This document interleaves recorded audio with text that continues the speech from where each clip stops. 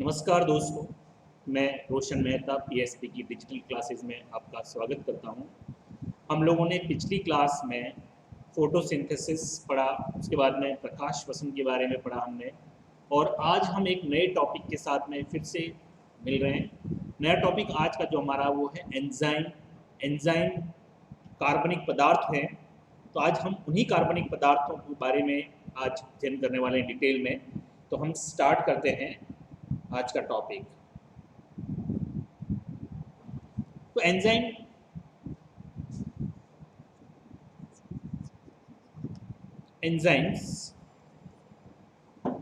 के बारे में अगर हम बात करें तो वास्तव में एंजाइम्स है क्या?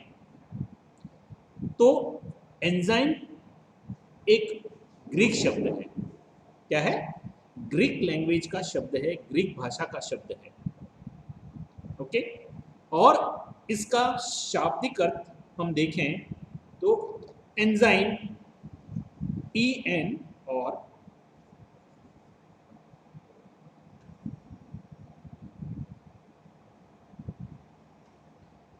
इन दो शब्दों से मिलकर बना हुआ है। मैं जाइन, इन का मतलब, इसको भी प्रॉपर वे में लिख देता हूँ, EN इन का मतलब होता है अंदर, और जाइन का मतलब होता है ईस्ट। तो ईस्ट के अंदर एक ऐसा कार्बनिक पदार्थ, एक प्रोटीन पाया जाता है जिसे एंजाइम कहते हैं। वास्तव में ऐसा नहीं था। एंजाइम शब्द क्योंकि पहली बार ईस्ट के अंदर स्टडी की होगी और उन्होंने देखा कि ऐसा कुछ पदार्थ ईस्ट के अंदर पाया जाता है जो कुछ परिवर्तित कर देता है, कुछ चेंजेस लेके आता है, और उन्होंने उसे क्या कहा? एंजाइम, यानी अंदर, ईस्ट के अंदर पाया जाता है, इसलिए ईस्ट के अंदर एंजाइम इसको बोला। तो एंजाइम क्या है? तो एंजाइम ऑर्गेनिक पदार्थ है, ऑर्गेनिक सब्सटेंसेस हैं, और ये जैव रासायनिक अभिक्रियाएं जो कि जीवित कोशिकाओं में होती है, उन जैव रासायनिक अभिक्रियाओं को नियंत्रित और निर्देशित करते हैं। ओके, कंट्रोल एंड कोऑर्डिनेशन का काम करते हैं। मतलब कोई रासायनिक अभिक्रिया या जैव रासायनिक अभिक्रिया किसी कोशिका के अंदर हो रही है, तो उस रासायनिक अभिक्रिया को क्या कर रहे हैं?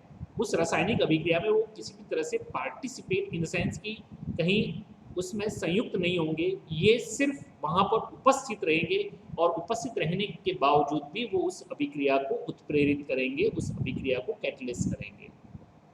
तो इस वजह से ये रासायनिक अभिक्रियाओं को नियंत्रित और निर्देशित करने का काम करते हैं। एंजाइम के बारे में एक और हम बात करें तो एंजाइम क्या है? कॉम्प्लेक्स प्रोटीन है, जटिल प्रोटीन है।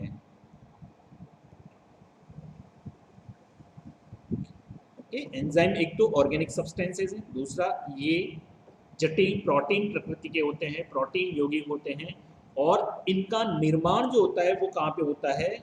इन द सेल, कोशिका के अंदर ये प्रोड्यूस होते हैं, कोशिका के अंदर ये बनते हैं कोशिकाओं में, और वो भी कौन सी? जीवित कोशिकाओं में ये निर्मित होते हैं। अब अगर हम बात करें तो कूहन एक साइंटिस्ट थे जिन्होंने 1878 में सर्वप्रथम इस शब्द एंजाइम का प्रयोग किया था। ओके, एंजाइम वे कोशिकीय पदार्थ हैं जिन पर एंजाइम अभिक्रिया करते हैं। ओके, सॉरी, एंजाइम किस पे काम करते हैं? मैं सॉरी इसको इस तरह से आपको बता दूं रिएक्शन फॉर्मेट में, कि एंजाइम की अगर हम बात करें तो ये सबस्ट्रेट, ये प्रोडक्ट, कोई भी रासायनिक अभिक्रिया या जैव रासायनिक अभिक्रिया है जिसमें एक सबस्ट्रेट यानी क्रियाधर, या जिसे हम कहते हैं अभिकारक होता है, और ये अभिकारक जो होगा वो उत्पाद में या प्रोडक्ट में परिवर्तित होता है। लेकिन इस सबस्ट्रेट से ये उत्पाद बनने में यहां पर एक कोऑर्डिनेटर या जिसे हम कह सकते हैं एक कंट्रोलर बैठा हुआ होता है जिसे हम कहते हैं एंजाइम। और इस एंजाइम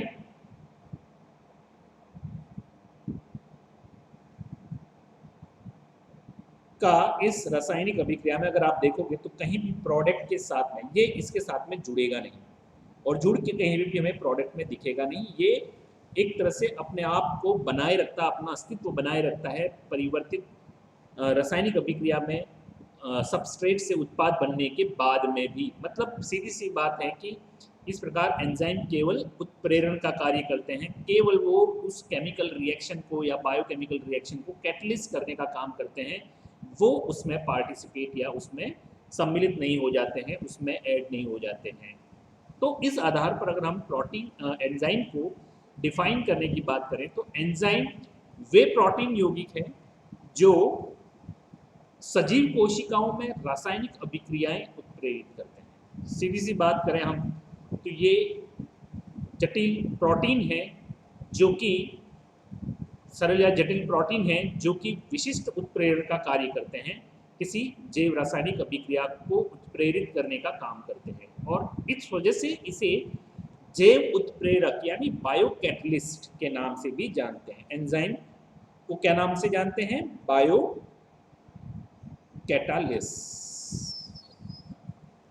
बायोकैटलिस्ट भी कहते हैं। इसके अलावा इसको बायोलॉजिकल मिडिलमैन के नाम से भी जानते हैं। मिडिलमैन मतलब क्या हुआ? मध्यस्थ कराने वाला आदमी। तो दो के बीच में अगर कोई अनबन है तो उनके बीच में सुलह करवाने वाला, उनके बीच में मध्यस्थता करने वाला जो इंसान होता है उसे मध्यस्थ कहते हैं, मिडिलमैन कहते हैं। तो उसी तरह से यहाँ पर सबस्ट्रेट और प्रोडक्ट के बीच में ये एक मध्यस्थ का काम करता है, एक मिडिल मैन का काम करता है और इसी वजह से इसको बायोलॉजिकल मिडिल मैन के नाम से भी जानते हैं। Biological middle man. ओके, अब हम बात करें कि क्या ये एंजाइम उत्प्रेरण का कार्य करते हैं तो ये अकार्बनिक उत्प्रेरकों की समान है या असमान है? क्योंकि अकार्बनिक उत्प्रेरक जो होते हैं वो भी क्या करते हैं? वो भी अकार्बनिक अभिक्रियाओं के अंदर उत्प्रेरण का कार्य करते हैं। बिल्कुल, वो भी उस अभिक्रिया में उस अभिक्रिया को कंट्रोल एंड कोऑर्डिनेट करते हैं, या हम कह सकें तो उस अभिक्रिया की दर को कम या ज़्यादा करते हैं, लेकिन उस अभिक्रिया का हिस्सा यानी उस प्रोडक्ट में या उस सबस्ट्रेट के साथ में जुड़ते नहीं हैं। तो क्या हम इसकी तुलना, एंजाइम की तुलना अकार्बनिक उत्प्रेरकों से कर सकते हैं? तो यहाँ पर कुछ बातों में हम देखें तो एंजाइम जो होते हैं वो क्या होते हैं? अकार्बनिक यानी इनऑर्गेनिक जो उत्प्रेरक होते हैं, कैटलिस्ट होते हैं, उनसे कुछ समानताएं दर्शाते हैं। क्या समानताएं? तो ये दोनों ही, चाहे वो उत्प्रेरक यानी एंजाइम हो चाहे वो अकार्बनिक उत्प्रेरक हो, दोनों ही किसी अभिक्रिया के अंत में अपरिवर्तित रहते हैं तथा दोनों बार बार प्रयुक्त होते रहते हैं। मतलब ऐसा नहीं कि वो वहां पर यूज में आ जाने के बाद में खत्म हो गया। सीधी सी बात है कि वो उस अभिक्रिया का हिस्सा जरूर है लेकिन उस अभिक्रिया में कहीं जुड़ता नहीं है, वो सिर्फ और सिर्फ उस अभिक्रिया की दर को परिवर्तित करता है। और इस तरह से ये दोनों ही, चाहे वो उत्प्रेरक हो चाहे वो एंजाइम हो, दोनों ही उस रासायनिक अभिक्रिया के अंत में अपरिवर्तित रहते हैं। दूसरी समानता क्या है? तो दोनों ही कम सांद्रता में प्रयुक्त होते हैं। मतलब इनकी बहुत कम सांद्रता जो होती है वो भी उस रासायनिक अभिक्रिया के लिए पर्याप्त होती है, या हम उस रासायनिक अभिक्रिया को उत्प्रेरित करने के लिए इनफ होती है, चाहे वो कार्बनिक अकार्बनिक उत्प्रेरक हो चाहे वो एंजाइम हो। फिर तीसरा जो समानता है वो क्या है? तो ये दोनों ही अभिक्रिया को प्रारंभ नहीं करते, अपितु अभिकारकों की संक्रियण ऊर्जा को कम कर अभिक्रिया की दर बढ़ाते हैं। मतलब हम कह सकें कि एक्टिवेशन एनर्जी जितनी ज्यादा होगी वो रिएक्शन उतनी ही लेट होगी, या हम कह सकते हैं कि सबस्ट्रेट है, इस सबस्ट्रेट की एक्टिवेशन एनर्जी अगर बहुत ज्यादा है तो ऐसी स्थिति में उससे प्रोडक्ट बनने में बहुत ज्यादा समय लग जाएगा।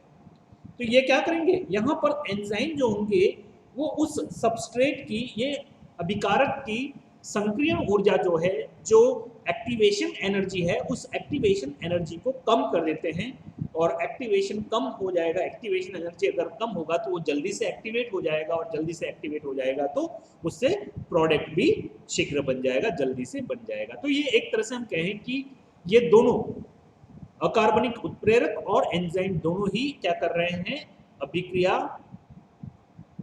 की दर को या संक्रियण ऊर्जा को कम कर रहे हैं, जिससे कि अभिक्रिया की दर बढ़ जाती है। अब और क्या समानता है, तो ये दोनों उत्क्रमणीय अभिक्रिया यानी रिवर्सिबल जो रिएक्शन होती है उनकी साम्यावस्था को परिवर्तित नहीं करते हैं, साम्यावस्था बरकरार रहती है रिवर्सिबल रिएक्शंस की। पांचवा समानता अगर हम देखें तो क्या है, दोनों ही क्रियाधर के साथ, यानी हमारा जो सबस्ट्रेट है उसके साथ एक मध्यवर्ती अस्थायी सम्मिश्र कॉम्प्लेक्स का निर्माण करते हैं, इंटरमीडिएट कॉम्प्लेक्स बनाते हैं। इंटरमीडिएट जो कि स्टेबल नहीं है, जो कि अनस्टेबल है, तो एक इंटरमीडिएट अनस्टेबल कॉम्प्लेक्स का फॉर्मेशन करते हैं, किसके साथ में, रिएक्टेंट के साथ में, या क्रियाधर के साथ में, या जिसे हम कहते हैं सबस्ट्रेट के साथ में। तो ये तो क्या हो गई, इनके अंदर समानताएं कार्बनिक उत्प्रेरक और एंजाइम के, अकार्बनिक उत्प्रेरक और एंजाइम के अंदर। लेकिन क्या इनमें अंतर भी होते हैं? यस, इनमें काफी भिन्नताएं भी होती है। जैसे अकार्बनिक उत्प्रेरक जो होते हैं वो सूक्ष्म अकार्बनिक अणु या आयन होते हैं, मतलब बहुत ही छोटे अणु या आयन के फॉर्म में ये उस रिएक्शन को उत्प्रेरित करते हैं।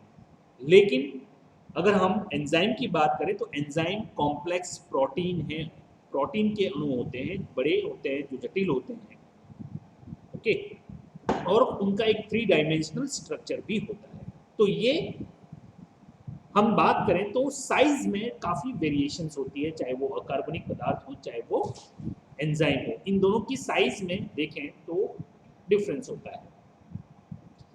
अकार्बनिक उत्प्रेरक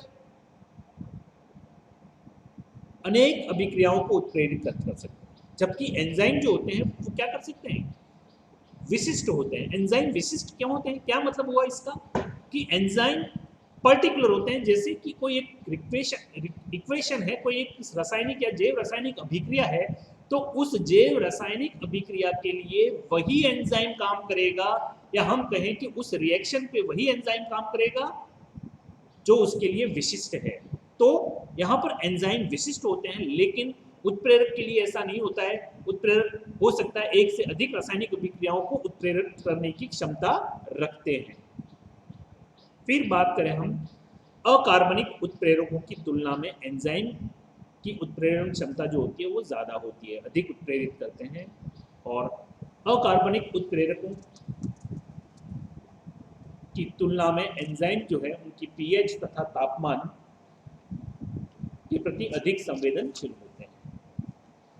और एक और अंतर हम देखें तो अकार्बनिक उत्प्रेरकों की सक्रियता किसी नियंत्रक अणु द्वारा नियंत्रित नहीं होती है। मतलब हम अगर एक बार रासायनिक अभिक्रिया में उत्प्रेरक को सम्मिलित कर देते हैं, अकार्बनिक उत्प्रेरक ऐड कर लेते हैं, तो उसको नियंत्रित नहीं किया जा सकता है, जबकि एंजाइम जो है उसकी सक्रियता विशिष्ट नियंत्रकों के द्वारा नियंत्रित की जा सकती है, हम उसको कंट्रोल कर सकते हैं। तो वो बेपरवाह बेकाबू है अकार्बनिक उत्प्रेरक, जबकि हम एंजाइम को काबू में कर सकते हैं। ओके, अब हम कुछ हिस्ट्री के बारे में देख लें, एंजाइमों के इतिहास के बारे में। एंजाइमों का हिस्ट्री खोज की हम बात करें तो 1835, या हम कहें कि एंजाइम का जो अनुप्रयोग जो है वो मानव द्वारा प्राचीन काल से ही किया जाता है। कैसे?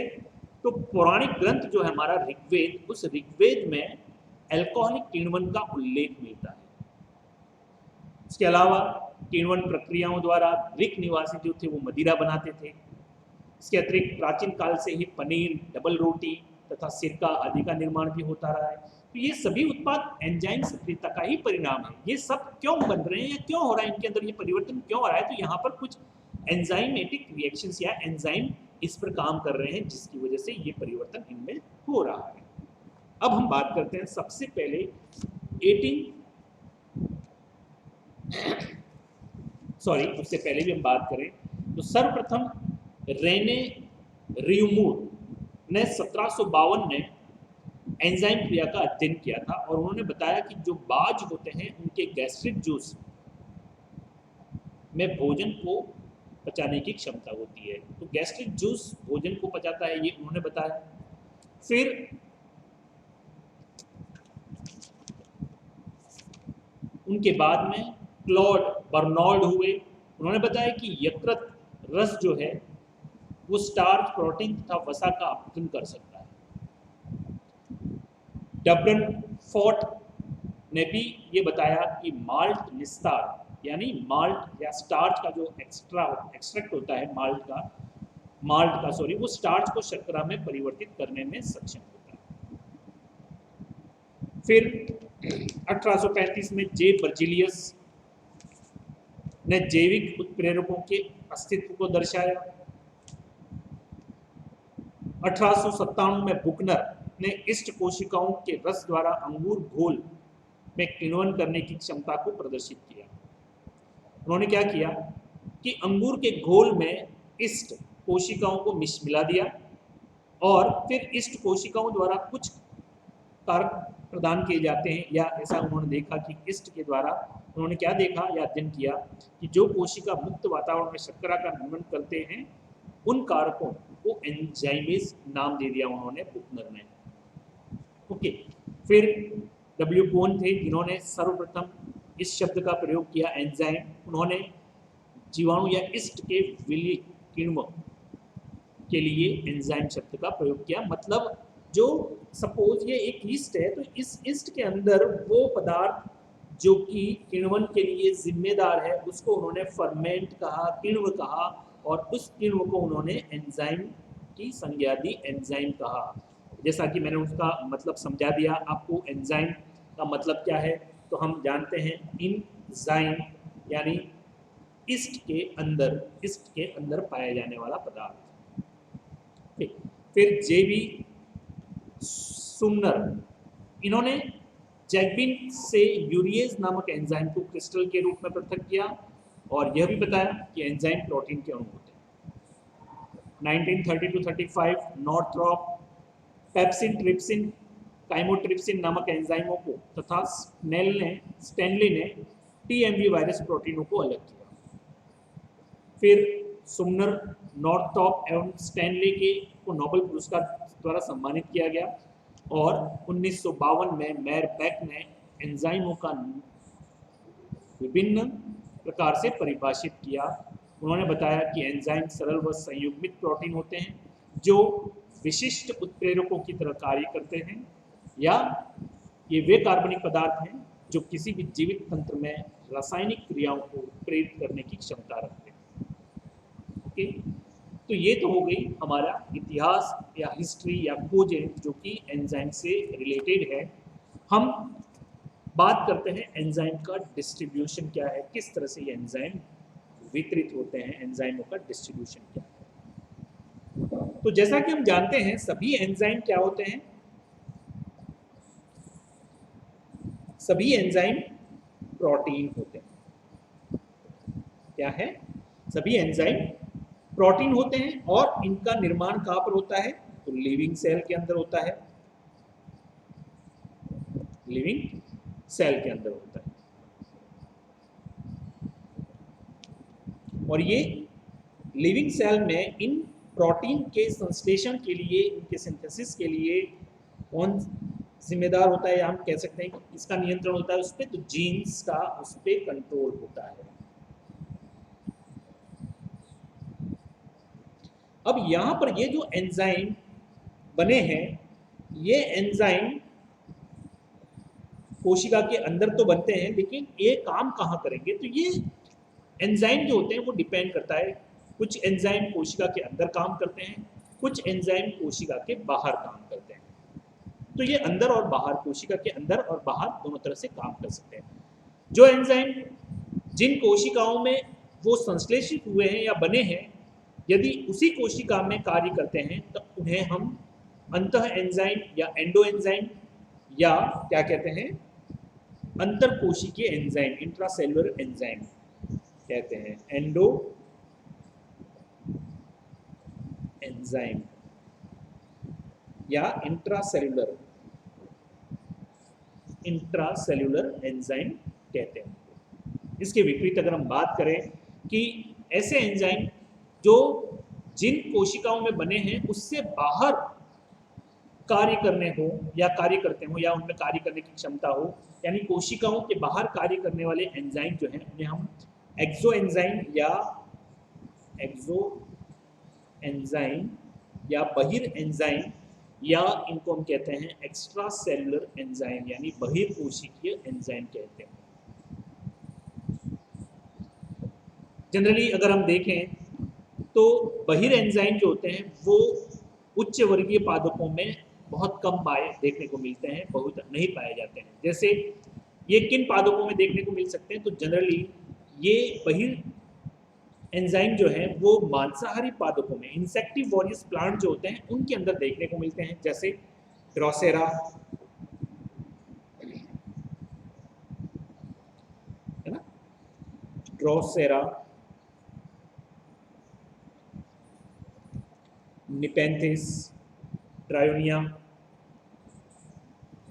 पिंगुकुला आदि में ये क्या करते हैं, ये उनके अंदर एक विशिष्ट हेयर लाइक स्ट्रक्चर होता है जिसे हम ट्राइकोम कहते हैं, या फिर उनमें डाइजेस्टिव ग्लैंड्स होती है, उनके द्वारा ये एंजाइम को रिलीज करते हैं या एक पदार्थ रिलीज करते हैं जिसमें जल अपघटनकारी क्षमता होती है, जिसे हम जल अपघटनकारी एंजाइम या हाइड्रोलेज एंजाइम कहते हैं, जैसे फॉस्फेटेज, प्रोटियोलेज, एस्ट्रेज, राइबोन्यूक्लिएज आदि का श्रवण इनके द्वारा किया जाता है, जो कि कीटों के पाचन में काम में आता है। क्योंकि इंसेक्टिवोरियस प्लांट जो होते हैं वो क्या करते हैं, उनके अंदर अगर आप देखोगे कि उनके पर्टिकुलर सेल के अंदर कुछ एंजाइम बनते हैं, लेकिन वो वहाँ से बाहर आकर कीट जिनको उन्होंने ट्रैप किया है उन कीटों पर उस एंजाइम को का श्रवण करते हैं, जिससे कि वो एंजाइम जो होगा वो धीरे धीरे उन कीटों को डाइजेस्ट कर लेगा, और जो डाइजेस्ट होने के बाद में इन प्लांट के द्वारा अपनी जो रिक्वायरमेंट है उन रिक्वायरमेंट्स को फुलफिल कर लिया जाता है, पूरा कर लिया जाता है।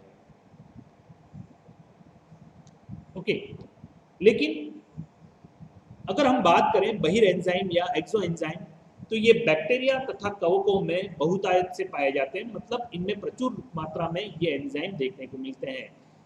ये सबस्ट्रेट पर एंजाइम का श्रवण करते हैं और जटिल कार्बनिक पदार्थ का अपघटन कर उसे सरल विसरणीय पदार्थ के रूप में परिवर्तित कर देते हैं, जिसका कि अवशोषण आसानी से हो सके। उसके विपरीत अंतः एंजाइम की हम बात करें तो जनरली अधिकांश उच्च वर्गीय पादपों में अंतः एंजाइम पाए जाते हैं, और ये अंतः एंजाइम जो है वो कोशिकाओं के अंदर बनते हैं और वहीं पर इनका वर्किंग प्लेस होता है, या हम कह सकते हैं कि इनका कार्यस्थल होता है। कोशिका में विभिन्न प्रकार की अभिक्रियाओं को श्रृंखलाओं में निष्पादन करते हैं या अभिक्रियाओं को संपन्न करते हैं, तथा विभिन्न प्रकार की अभिक्रिया श्रृंखला के अनुरूप ये विभिन्न कोशिकांगों में बनते हैं। जैसे माइटोकॉन्ड्रिया में, जैसा हम जानते हैं माइटोकॉन्ड्रिया श्वसनांग के रूप में, या हम कह सकते हैं एक कोशिकांग है जहाँ पे श्वसन की क्रिया संपन्न होती है या सेलुलर रेस्पिरेशन को अंजाम मिलता है और एटीपी का फॉर्मेशन होता है। तो यहाँ पर उससे रिलेटेड एंजाइम यहीं पर पाए जाएंगे और ये इसमें काम करेंगे, वहीं बनेंगे। क्लोरोप्लास्ट के अंदर स्पेसिफिक एंजाइम होते हैं जो कि फोटोसिंथेसिस के लिए ज़रूरी है। उसी तरह से केंद्रक, लाइसोसोम, पेरोक्सिसोम आदि में भी अपने अपने एंजाइम पाए जाते हैं और वो एक पर्टिकुलर फंक्शन के लिए रिस्पॉन्सिबल होते हैं। ओके, माइटोकॉन्ड्रिया और क्लोरोप्लास्ट में ये एंजाइम उपस्थित होते हैं और इन अंगों में अपना स्वयं का डीएनए होता है, जिससे हम इसी वजह से इसको अर्ध स्वायत्त कोशिकांग के नाम से भी जानते हैं इनको। और ये श्वसन, एमिनो अम्ल तथा प्रोटीन संश्लेषण से संबंधित एंजाइम रखता है माइटोकॉन्ड्रिया। और क्लोरोप्लास्ट में प्रकाश संश्लेषण मैंने पहले ही बता दिया आपको, उससे रिलेटेड वर्णक संश्लेषण और स्टार्च अपघटन से रिलेटेड एंजाइम इनमें पाए जाते हैं। तो आज हमने एंजाइम के बारे में एक जनरल इंफॉर्मेशन के बारे में पढ़ा, या हम कह सकते हैं कि एक इंट्रोडक्शन आज हमारा हुआ एंजाइम से। हम अगली क्लास में एंजाइम के नामकरण और उससे रिलेटेड और भी टर्मिनोलॉजी के बारे में पढ़ेंगे। तब तक के लिए धन्यवाद। Thank you very much.